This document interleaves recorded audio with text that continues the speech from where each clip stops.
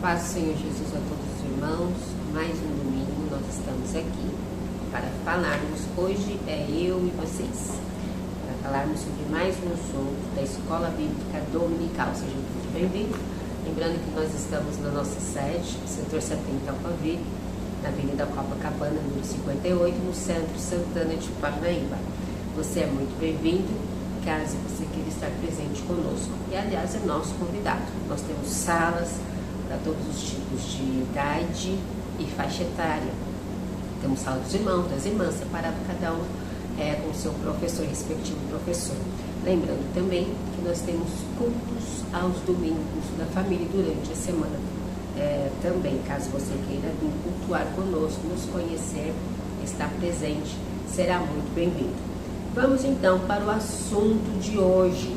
O assunto de hoje, nós não vamos delongar muito, mas nós vamos falar de um assunto muito importante que por algum tempo tem mexido com as estruturas do nosso sistema, do nosso mundo, educação, trabalho, enfim, todas as áreas da nossa convivência.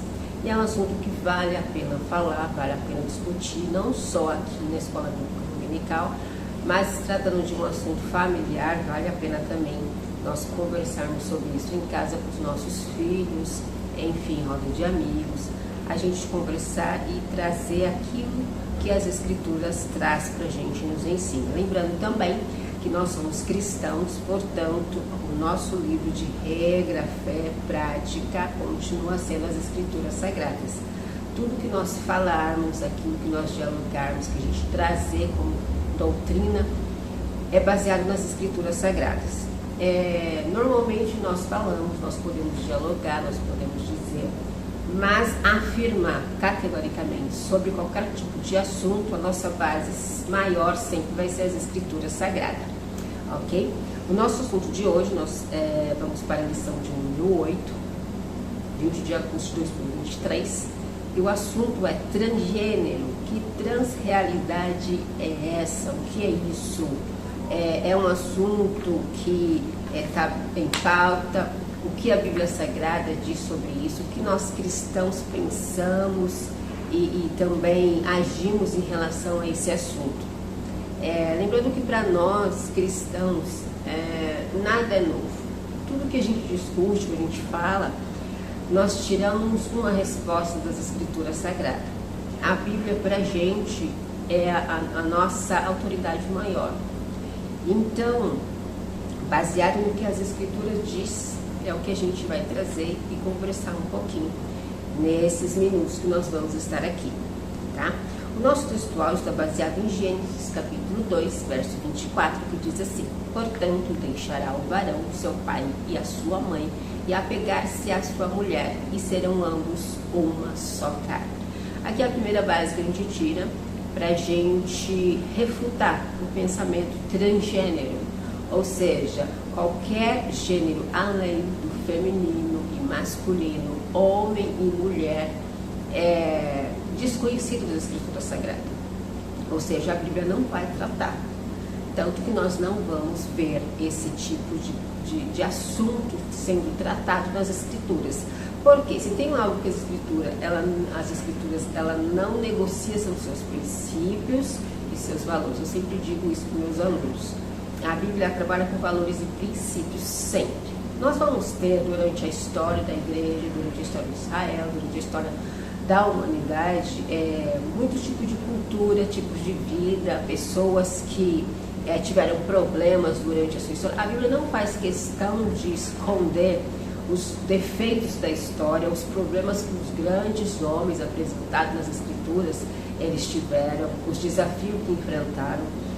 No século I, durante o início da igreja primitiva, também nós tivemos vários tipos de discussões, diálogos que abalou naquele tempo, naquele momento, a convivência dos primeiros cristãos, daqueles que estavam na liderança da igreja, aqueles que tiveram a oportunidade, a responsabilidade também de direcionar os primeiros cristãos. Nós vamos ver Paulo dialogando sobre vários assuntos, inclusive aos Gálatas, aos Efésios. Paulo vai trazer vários tipos de assuntos. né? E ele dá vários conselhos sobre como que a Bíblia se refere ao gênero humano.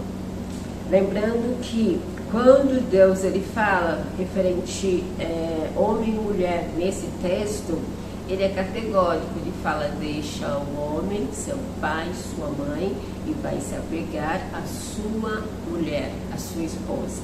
Ou seja, ele dá uma característica de quem esse homem vai se unir. Essa é a primeira base, o primeiro princípio e a primeira referência que nós temos para falarmos de acordo com os princípios cristãos. A nossa verdade prática é: a sexualidade bíblica é heterossexual, biologicamente defendida conforme o sexo divino criado. Ou seja, para nós cristãos, a forma como você nasce, o sexo que você nasce, é a forma como Deus quis que você nascesse. Se você nasceu com genitália masculina, quer dizer que Deus quis que você nascesse homem. Se você nasce com a genitália feminina, quer dizer que Deus quis que você nascesse feminina, ok? É simples assim. Às vezes parece que a gente complica bastante as coisas, né? Nós seres humanos complicamos, gostamos de complicar. Mas na verdade as escrituras referente a muitos assuntos que para nós é difícil de dialogar, as escrituras é bem clara em dizer, em falar, em informar, ok? A nossa lição está baseada, a nossa leitura, ela está baseada nesse livro de Gênesis, no capítulo 2, verso 7, 18 ao 25. E formou o Senhor Deus o homem do pó da terra e soprou em suas narinas o fôlego de vida, e o homem foi feito alma vivente. E aqui toda a história de como o homem foi feito e de como Deus traz Eva para Adão, para que o homem não ficasse sozinho. Partindo então para o primeiro tópico, compreendendo o pensamento da transgeneridade. O que é isso, gente? O que é uma identidade de gênero? O nosso comentarista ele afirma que o gênero identifica os seres inequívocos do sexo masculino e feminino. Não obstante, o que acontece? Na década de 70, por exemplo, o feminismo ele usou bastante essa expressão para diferenciar o sexo anatômico. O que é isso? As ciências sociais passaram a enfatizar que o comportamento social dos gêneros é estabelecido pela cultura e não pela característica biológica do sexo.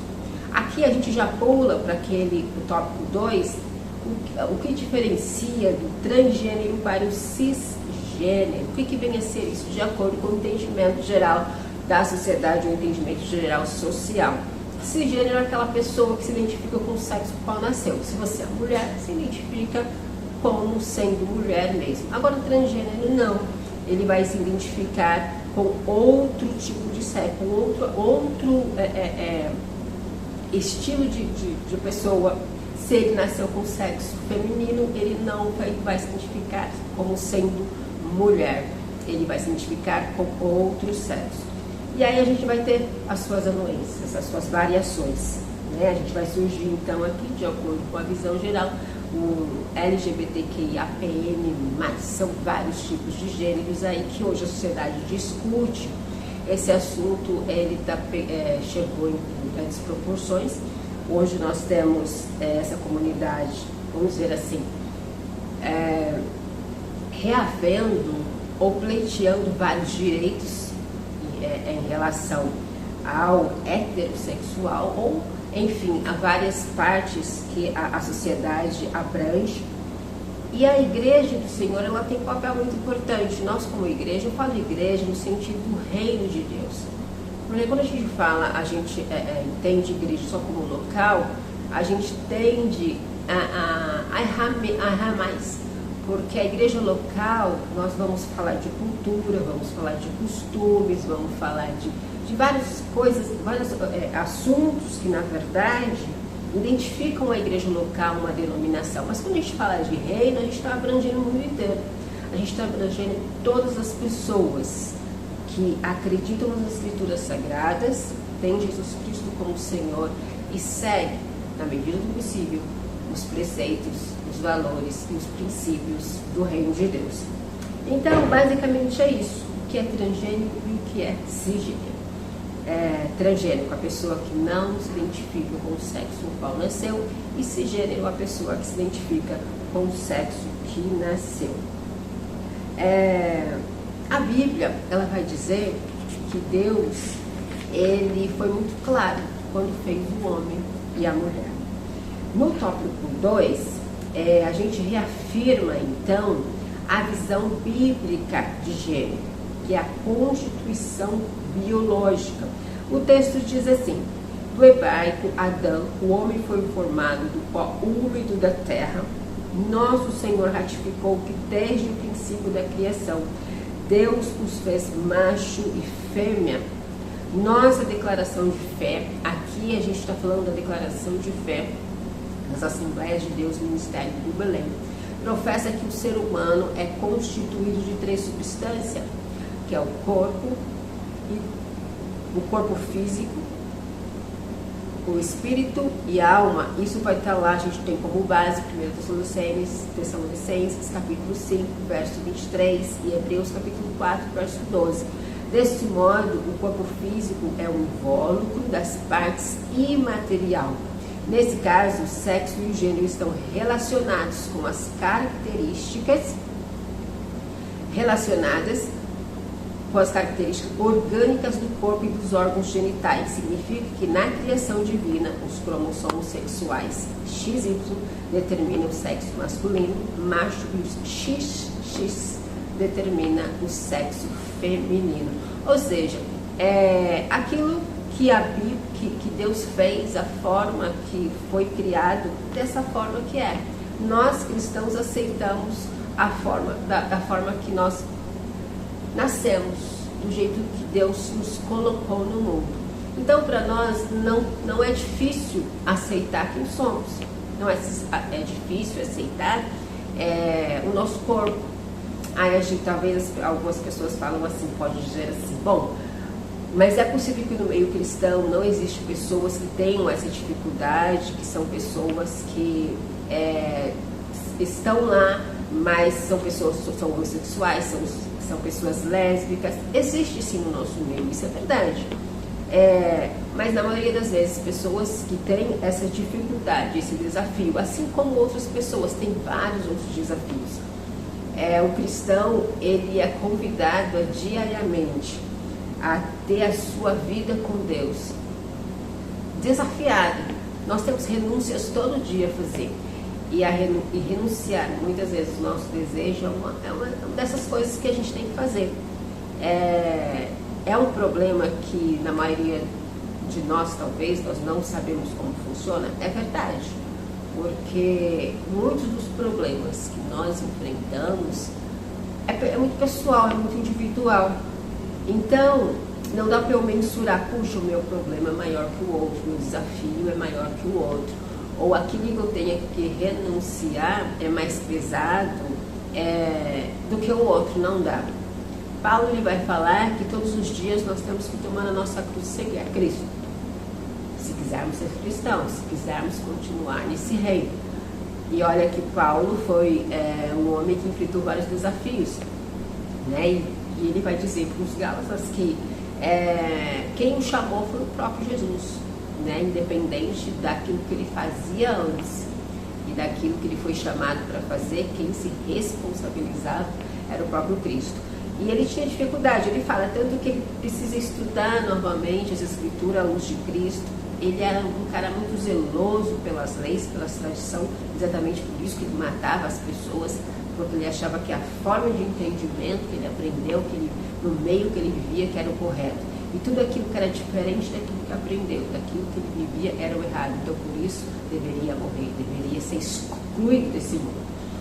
Para a gente cristão, nós acreditamos, nós temos muita esperança que Deus ele pode transformar as pessoas. E Deus pode mesmo. Deus pode transformar as pessoas, Deus pode trabalhar em seu intelecto, em seu coração, de forma que, em algum momento, se nós dermos lugar, o Espírito Santo, ele vai limpar o nosso coração, ele vai trazer alegria, que talvez essa renúncia no começo, ela pode trazer um peso, uma dor, mas na caminhada com Cristo. A gente aprende que faz parte do cristianismo. Não só isso, mas várias outras coisas. Então, hoje o que acontece? Nós temos muito narrativas. Hoje esse termo está sendo muito usado na política. O que é uma construção de uma narrativa? Você constrói uma fala que, na verdade, ela vem carregada de mentiras. Como assim? Justificativas para que aquilo que você quer que seja exposto, que aquilo que você quer que seja aceito, ele tenha uma justificativa que seja aceita por todos que te estudam. Então, as narrativas que são construídas em relação à ideologia de gênero, de transgênero, seja como nós falamos ou nós conhecemos, ela seja aceita, ela seja bonita. E cientificamente ainda não há comprovação, isso é verdade. Mas na sociedade a gente convive com essas pessoas. Então a ideia em si, ela é aceita. A ideia em si, pelo fato de ser bem divulgada, muito bem falada, e nós podemos até dizer que é bem militada, vamos dizer assim, acaba se tornando normal, se tornando aceitável para muitas pessoas. E normalmente o que acontece? Qual o problema de quando nós aceitamos uma coisa que a Bíblia não dá base, que a Bíblia não afirma, que não é bíblico? Qual é o problema disso? As Escrituras dizem que nós erramos muito porque nós não a lemos, nós não a conhecemos. E quando se trata de cristianismo, é diferente de denominação, como eu disse no início, como eu disse, a diferença de igreja e reino. Muitas igrejas podem aceitar, muitas denominações podem incluir em seu rol, em sua convivência, e está tudo certo, não tem problema nenhum. O problema é, onde que está o desafio? Onde que está, então, o grande escape? É que as Escrituras não aceitam. As Escrituras, ela trouxe para a gente um padrão, uma forma que Deus estabeleceu. Eu diria que é o equilíbrio. Deus, ele fez o homem e a mulher como equilíbrio. E quando a gente mistura isso, quando a gente acaba deixando isso meio confuso, é por isso que eu vou esclarecer. A Bíblia Sagrada, eu digo para meus alunos, que ela tem resposta para tudo. E ela não deixa ninguém confuso. A Bíblia é clara. Deus fez o homem e Deus fez a mulher. É bem verdade que a narrativa da ideologia de gênero, ela vai trazer argumentos pesadíssimos para nos convencer de que nós estamos errados. E muitas das vezes as narrativas que elas trazem é que a Bíblia é ultrapassada. É que quando os escritores escreveram a Bíblia, eles estavam sob um sistema machista, patriarcal, onde as mulheres eram desprezadas, vamos dizer assim, onde os menos favorecidos eram obrigados a fazer certas coisas. Mas a história da humanidade, no geral, a gente percebe que, devido à história que nós conhecemos no Escrito Sagrado, devido ao pecado, o primeiro pecado do primeiro homem que pecou, Adão, junto com Eva, trouxeram para a gente grandes consequências. E uma dessas é essa consequência, que muitas pessoas estão deixando a forma como a Bíblia ensina, como as Escrituras nos garante, para dar ouvido a falácias, a narrativas de pessoas que não respeitam o cristianismo, que não tem Deus, Jesus, como Senhor de suas vidas. Mas continuando aqui, a constituição moral do homem. O homem foi criado, dentre outros aspectos, à imagem e semelhança moral de Deus. Deus, ele não deixa sombra de dúvida, né, na sua criação, naquilo que ele fala e naquilo que ele nos ensina. Por isso que eu sempre repito, para ficar bem claro para todos que nos assistem, que a nossa regra de fé e conduta sempre vai ser as Escrituras Sagradas. Se a gente sair daqui, nós vamos ter que concordar com várias outras narrativas, inclusive fora desse assunto. Mas se tratando das Escrituras Sagradas, não dá para a gente concordar. O que o cristianismo faz em relação, então, como que nós cristãos, a gente lida com esse assunto, com pessoas que estão no nosso meio e que tem esse desafio pela frente. A Bíblia fala, Paulo vai nos ensinar que o amor, ele vence todas as coisas. Se a gente for ler lá em Coríntios, 1 Coríntios capítulo 13, Paulo vai nos mostrar, vai nos trazer de forma poética até, como que o amor, ele faz com que a gente vence os grandes desafios que o mundo nos oferece. E a gente sabe também que tudo que é relacionado a princípios e regras, a valores relacionados na Bíblia, na Escritura Sagrada, hoje, no nosso tempo, está sendo questionado. Para o mundo, vamos dizer assim, usar essa linguagem, para o mundo não cristão, a Bíblia, ela não tem valor. E ao contrário disso, ou seja, para os cristãos, a Bíblia é o nosso guia. É o nosso manual de regra, é o nosso manual de prática e fé. Agora me diz, se o mundo não cristão, eles desrespeitam as escrituras sagradas. A Bíblia fala que o mundo jaz no maligno. Ora, tudo que é relacionado às escrituras sagradas e a Deus, eu diria que o maligno, o mal, os espíritos do mal, todos aqueles que são contra Deus, ele vai querer distorcer. Ele vai dizer, olha, esse sistema está falido, não é assim, dá para ser melhor. Só que acaba o quê? A gente vendo uma narrativa em prol de uma liberdade que na verdade é uma escravidão. Porque a história se apresenta depois, os resultados se apresentam.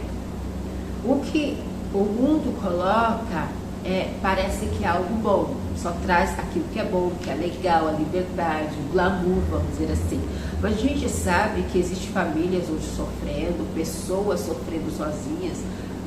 Nesse meio também, existem pessoas que tiram a própria vida nesse meio, falando de transgênero, pessoas que tiram a própria vida porque em algum momento aceitaram a narrativa, aceitaram a ideologia, mexeram com seus corpos, mudaram a natureza, aquilo que Deus fez, e no final das contas, ninguém contou para ele que isso traria uma consequência.